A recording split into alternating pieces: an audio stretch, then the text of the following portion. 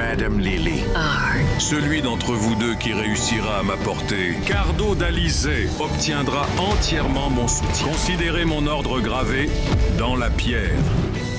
Et qu'ils vous forcent à partir. S'il vous plaît, aidez-nous, Monsieur le Président. Je ferai de mon mieux pour vous aider. Je ne laisserai personne nous prendre cette terre. Mais comment? Ce n'est pas comme si tu pouvais leur parler directement.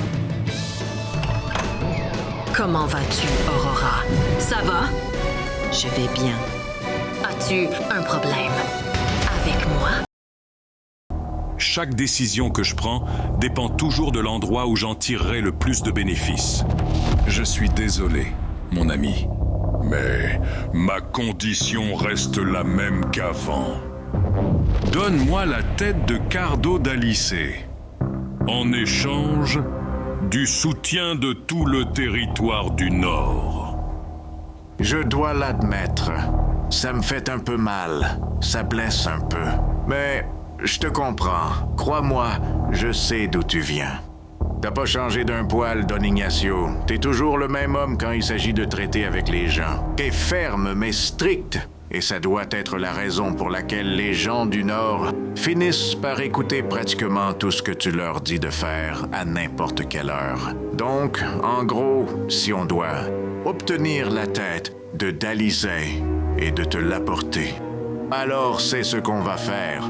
On t'apportera la tête de Cardo d'Alizé. Bon, d'ici là, mon ami. D'ici là. Au revoir, mon ami. Merci pour ton temps. Lucia. Je vais y aller. Madame Lily. Don Ignacio. Madame. Eh bien, maintenant. Puisque vous êtes tous les deux ici de toute façon, je vais le dire une fois pour toutes. Tu peux oublier d'essayer de me faire changer d'avis sur la condition que j'ai fixée. Parce que ça n'arrivera jamais. Peu importe quoi. Vous échouerez lamentablement tous les deux. Je veux toujours la même chose. Celui d'entre vous deux qui réussira à m'apporter Cardo d'Alizé, mort ou vivant, obtiendra entièrement mon soutien. Considérez mon ordre gravé dans la pierre.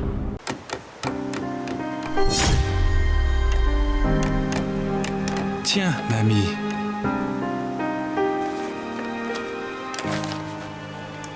Peux-tu les lire pour nous, Oscar? La vérité, c'est que je ne lis plus très bien. Les documents que vous détenez sont légitimes. Le gouvernement a officiellement donné cette terre à nos familles.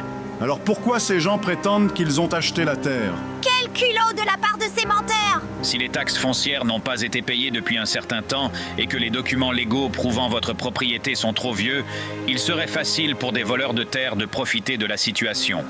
En plus de cela, leurs victimes sont des gens comme vous, qui ne connaissent pas vraiment grand-chose aux droits de propriété. S'il vous plaît, aidez-nous, Monsieur le Président. Je ferai de mon mieux pour vous aider. Je ne laisserai personne nous prendre cette terre. Mais comment? Ce n'est pas comme si tu pouvais leur parler directement. Elle a raison, Monsieur le Président. Vous ne pouvez pas simplement sortir et vous montrer aux gens. J'ai une idée, en fait. Monsieur le Président, pourquoi me regardez-vous comme ça? Écoutez, j'ai besoin que vous sortiez et parliez à ces gens en mon nom. Mais vous devez vous calmer. Ne vous inquiétez pas, car je vais vous apprendre tout ce que vous devez leur dire. Je ne peux pas le faire, Monsieur le Président. Je ne suis pas quelqu'un qui connaît la loi et tout ça, d'accord? Tu peux le faire, Ambo. Je veux dire, tu as déjà fait des choses bien plus difficiles que ça. Et tu t'en es très bien sorti. Ne me dis pas que tu as oublié que c'est grâce à toi qu'on a réussi à échapper à Madame Lily. Je suis sûre que ce sera un jeu d'enfant pour toi, Ambo. Fais confiance au conseil du président. Il va t'enseigner après tout. Tu plaisantes, là. Embuscade,